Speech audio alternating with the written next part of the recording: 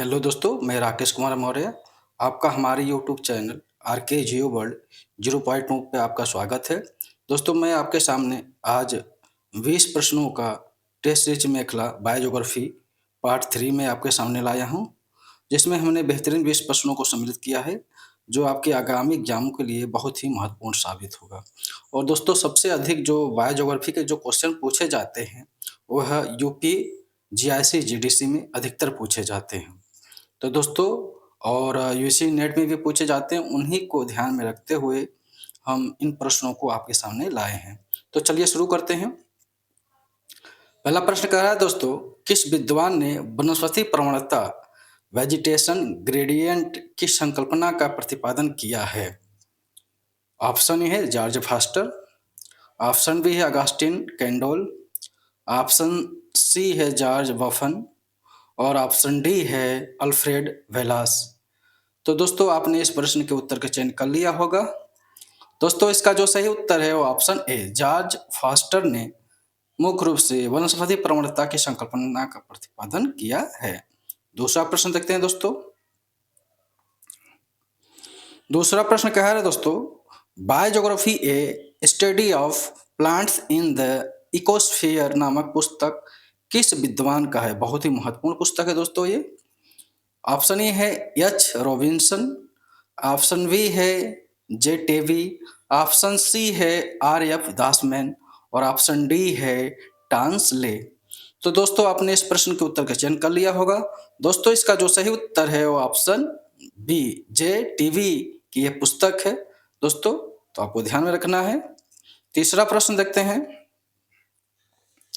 तीसरा प्रश्न कह रहा है दोस्तों, किस विद्वान ने पौधों के द्विध्रुवी वितरण बिपोलर डिस्ट्रीब्यूशन की संकल्पना का प्रतिपादन किया है? बहुत ही अच्छा ये भी प्रश्न है।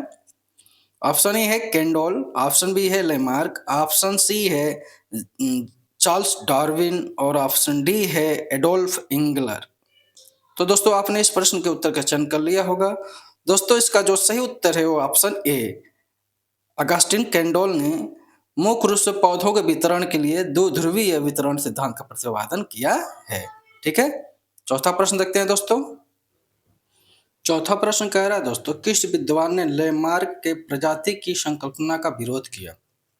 किस विद्वान ने लैमार्क के प्रजाति की संकल्पना का विरोध किया? ऑप्शन ए है चार्ल्स डार्विन, ऑप्शन बी है डी राइच, ऑप्शन सी है जॉर्ज कुवियर और ऑप्शन डी है एडोल्फ इंगलर। तो दोस्तों, आपने इस प्रश्न के उत्तर का चयन कर लिया होगा। दोस्तों, इसका जो सही उत्तर है वो ऑप्शन सी जॉर्ज कुवियर ने मुख्य रूप से लैमार्क के प्रजातियों की संकल्पना का जो प्रजातियों के बारे में दिया था, उसके संकल्पना का विरोध किया था एवं खंडन किया था। ठीक है। पांचवा प्रश्न देखते हैं दोस्तों। पांचवा प्रश्न कह रहा है दोस्तों, किस विद्वान ने 1855 में विभिन्न तापमानों के साथ अनुकूलन के कारण उत्पन्न शरीर क्रियात्मक दृष्टि से 3 प्रकार की पादप प्रजातियों मेगाथर्म, माइक्रोथर्म एवं मेसोथर्म की पहचान की?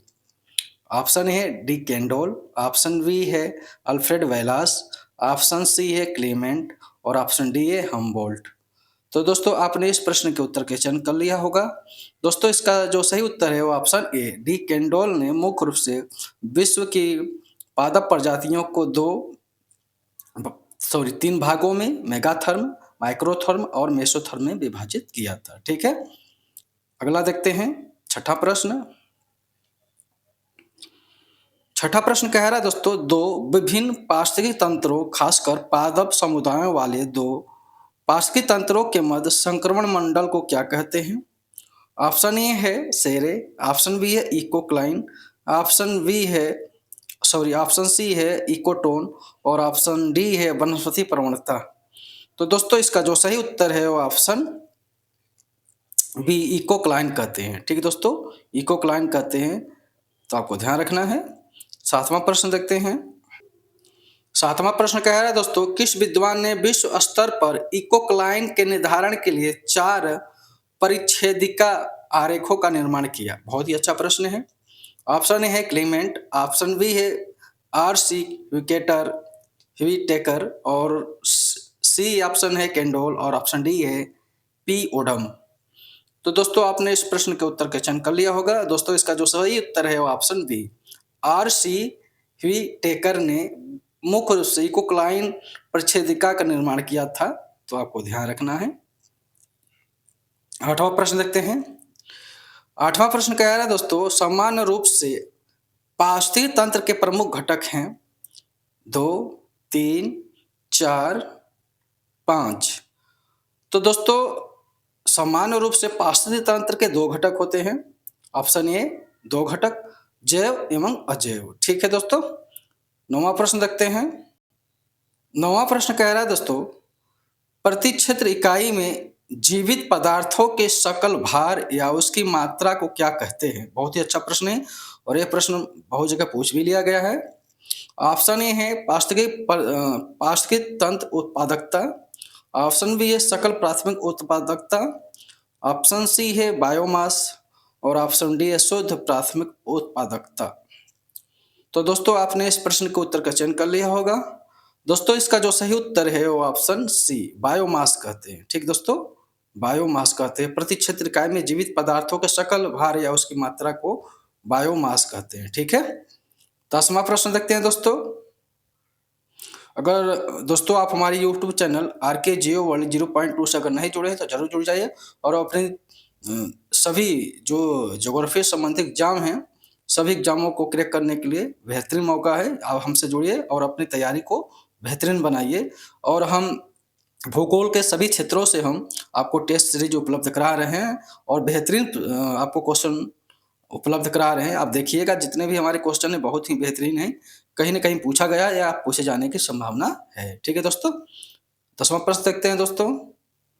10वां प्रश्न कह रहा है दोस्तों, किस विद्वान ने जीवों के आपसी संबंधों के अध्ययन के लिए जैववासी इथोलॉजी नामावली का प्रयोग किया? ऑप्शन ए है सेंट व्हिलियर, ऑप्शन बी है अर्नेस्ट हैकल, ऑप्शन सी है ई.पी. ओडम और ऑप्शन डी है C.F. एल्टन। तो दोस्तों आपने इस प्रश्न के उत्तर का चयन कर लिया होगा। दोस्तों इसका जो सही उत्तर है ऑप्शन ए, सेंट हिलेयर ने मुख्य रूप से जीवों के आपसी अध्ययन के लिए जैववासी शब्द का प्रयोग किया था। ठीक है, या नामावली का प्रयोग किया था। 11वां प्रश्न देखते हैं दोस्तों। 11वां प्रश्न कह रहा है, पारिस्थितिकी के विकास काल को कितनी अवस्थाओं में विभाजित किया गया है? ऑप्शन ए है 3, ऑप्शन बी है 4, ऑप्शन सी है 5 और ऑप्शन डी है 6। तो दोस्तों आपने इस प्रश्न के उत्तर का चयन कर लिया होगा। दोस्तों इसका जो सही उत्तर है वो ऑप्शन बी, 4 अवस्थाओं में विभाजित किया गया पारिस्थितिक विकास के काल को। ठीक है। 12वां प्रश्न देखते हैं। 12वां प्रश्न कह रहा है दोस्तों, पारिस्थितिकी के नीचे की संकल्पना का प्रतिपादन किस विद्वान ने किया है? बहुत ही अच्छा प्रश्न है और यह भी प्रश्न बार बार परीक्षाओं में पूछा गया है। ऑप्शन ए है चार्ल्स एल्टन, ऑप्शन बी है जे ग्रीनेल, ऑप्शन सी है एस.ए. व्हिटेकर और ऑप्शन डी है क्लेमेंट। तो दोस्तों इसका जो सही उत्तर है ऑप्शन बी, जे ग्रीनेल ने मुख्य रूप से पारिस्थितिकी या नीचे की संकल्पना का प्रतिपादन किया है और इसका विकास एवं संवर्धन किसने किया है? तो चार्ल्स एल्टन ने किया है। ठीक है दोस्तों, तो आपको ध्यान रखना दोनों प्रश्न ये आपको हमने करा चुके हैं। और अगला देखते हैं 13वां प्रश्न। 13वां प्रश्न कह रहा है दोस्तों, निम्न से कौन सा कारक पारिस्थितिकी नीचे को प्रभावित नहीं करता? बहुत ही अच्छा प्रश्न ये भी है। ऑप्शन ए है आवास विचार, ऑप्शन बी है नीचे विचार, ऑप्शन सी है संख्या विचार और ऑप्शन डी है आहार विचार। तो दोस्तों इसका जो सही उत्तर है वो ऑप्शन डी, आहार विचार नहीं है, जबकि आवास विचार है, नीचे विचार है और संख्या विचार है। ये मुख्य रूप से पारिस्थितिकी नीचे को प्रभावित करने में कारक है। ठीक है। 14वां प्रश्न देखते हैं दोस्तों।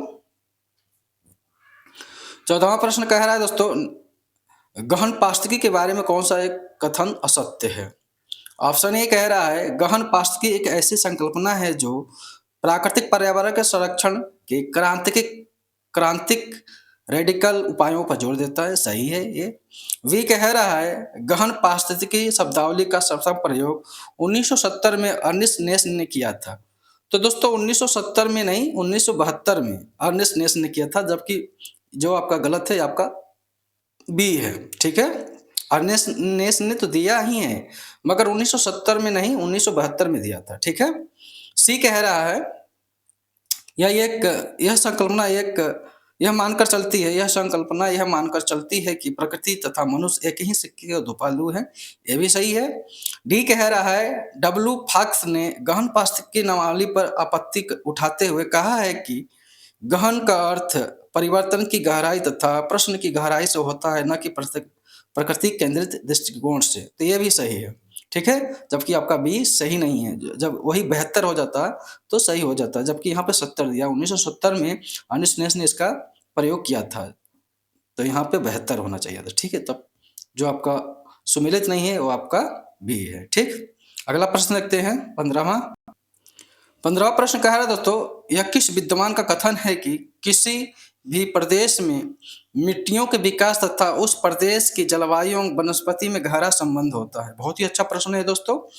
ऑप्शन ए है बी डोकुचेव, ऑप्शन बी है सी एफ मार्बट, ऑप्शन सी है ईवरीज और ऑप्शन डी है एच जेन्नी।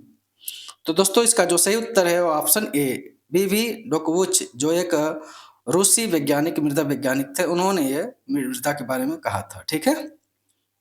16वां प्रश्न देखते हैं। 16वां प्रश्न कह रहा है दोस्तों, किस विद्वान ने जैव जलवायु मंडल के आधार पर मिट्टियों का वर्गीकरण प्रस्तुत किया। बहुत ही अच्छा प्रश्न दोस्तों, और ये आगामी एग्जाम में आपसे पूछा जाएगा 100%, ठीक है। किस विद्वान ने जैव जलवायु मंडलों के आधार पर मिट्टियों का वर्गीकरण प्रस्तुत किया। ऑप्शन ए है एच जेन्नी, ऑप्शन बी है ई ब्रिज, ऑप्शन सी है मार्बट और ऑप्शन डी है डोकुचेव। तो दोस्तों इसका जो सही उत्तर है वो ऑप्शन बी ई ब्रिज। ई ब्रिज ने मुख्य रूप से जैव जलवायु मंडलों के आधार पर विश्व के मिट्टियों का वर्गीकरण किया है, ठीक है। 17वां प्रश्न देखते हैं दोस्तों। 17वां प्रश्न कह रहा है दोस्तों, पारिस्थितिकी पिरामिड के बारे में कौन सा कथन असत्य है। बढ़ते पोषण स्तरों में प्रजातियों की संख्या बढ़ती है। दोस्तों बढ़ते पोषण स्तर में प्रजातियों की संख्या बढ़ती नहीं है, घटती है, ठीक है। तो यही आपका पहला गलत है। बी कह रहा है पोषण स्तर के आधार से प्रारंभ होकर बढ़ते पोषण स्तर के साथ सकल बायोमास में प्रगामी ह्रास होता है, सही है। सी कह रहा है प्रत्येक अगले पोषण स्तर में ऊर्जा की सुलभता घटती जाती, ये भी सही है। और डी कह रहा है पारिस्थितिकी पिरामिड को 3 प्रमुख कारकों में विभाजित किया गया है, ये भी सही है, ठीक है। तो आपका जो ये है आपका गलत है, ठीक है। 18वां प्रश्न देखते हैं दोस्तों। 18वां प्रश्न कह रहा है जैविक पदार्थों के विघटन एवं वियोजन जैविक पदार्थों के विघटन एवं वियोजन की क्रिया को कहते हैं।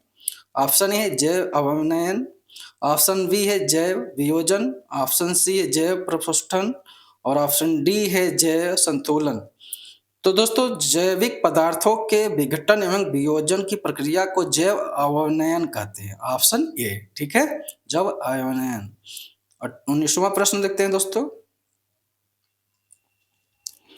19वां प्रश्न कह रहा है मिट्टियों में पौधों की जड़ों द्वारा नाइट्रोजन यौगिकों का पौधों में स्थानांतरण या गमन को क्या कहते हैं। बहुत ही अच्छा प्रश्न ये भी है। ऑप्शन है अनाइट्रीकरण, ऑप्शन बी है नाइट्रीकरण, ऑप्शन सी खनिजीकरण और ऑप्शन डी है अमोनीकरण। तो दोस्तों इसका जो सही उत्तर है वो ऑप्शन ए अनाइट्रीकरण कहते हैं, ठीक है। अनाइट्रीकरण, डिनाइट्रिफिकेशन जिसको कहा जाता है, तो आपको ध्यान में रखना है अनाइट्रीकरण, ऑप्शन ए, ठीक है। इस भाग जैव भूगोल का भाग या पार्ट 3 का आखिरी प्रश्न देखते हैं, 20वां प्रश्न। 20वां प्रश्न कह रहा है दोस्तों तर एवं शुष्क उष्ण एवं सर्द दशाओं तथा ऋतविक मौसम वाले क्षेत्रों में उगने एवं पनपने वाले पौधों को कहते हैं। ऑप्शन है मेसोफाइट पौधे, ऑप्शन बी है हाइड्रोफाइट पौधे, ऑप्शन सी है जीरोफाइट पौधे और ऑप्शन डी है क्रिप्टोफाइट पौधे। तो दोस्तों आपने इस प्रश्न के उत्तर का चयन कर लिया होगा। दोस्तों इसका जो सही उत्तर है वो ऑप्शन ए मेसोफाइट पौधे कहा जाता है, ठीक दोस्तों। तो दोस्तों ये रहा 20 प्रश्न, बहुत ही महत्वपूर्ण था आपके आगामी एग्जामों के लिए। दोस्तों आप हमारी YouTube channel RK Geo World 0.2 से इसी तरह आप बने रहिए, जिससे आपकी सभी एग्जामों की तैयारी आपको अच्छी तरह से आपकी होती रहेगी। इसी तरह से हम आपको टेस्ट सीरीज उपलब्ध कराते रहेंगे। दोस्तों आने वाले समय में आपका UP PGT, UP GIC, UP GDC और यूपी हायर एजुकेशन से असिस्टेंट प्रोफेसर के ये 4 एग्ज़ाम होने वाले हैं। तो इन चारों एग्ज़ामों की तैयारी हमारी इस प्लेटफ़ॉर्म आरके जियो वर्ल्ड 0.2 से आप ज़रूर करें, जिससे आपको बेहतरीन रणनीति आपको देखने को मिलेगी आपको क्वेश्चनों पे। और आशा करते हैं कि आपको इस जितने भी है टेस्ट सीरीज हमने कराए हैं, बहुत अधिक प्रश्न आप उसमें देखने को मिलेंगे। अधिकतर जो प्रश्न मिलेंगे वो जीआईएससी और जीडीसी में देखने को मिलेंगे दोस्तों, क्योंकि उसी आधार पे हमने प्रश्नों को कलेक्ट किया है, जिस आधार पे वह वहाँ पे पूछा जाता है, ठीक है? और इसमें बहुत सारे ऐसे प्रश्न हैं, इसी तरह के प्रश्न जो आपका यूजीसी नेट या एनटीए नेट में भी पूछा जाता है, ठीक है दोस्तों? तो उसकी भी अगर तैयारी कर रहे हैं तो हमारे यूट्यूब चैनल प्लेटफ़ॉर्म माध्यम से ज़रूर जुड़ें और अपनी तैयारी को बेहतरीन बनाएँ दोस्तों। आज के लिए बस इतना ही, धन्यवाद। अगला पार्ट मैं 4 जल्दी लेके आऊँगा 20 प्रश्नों के साथ। धन्यवाद दोस्तों।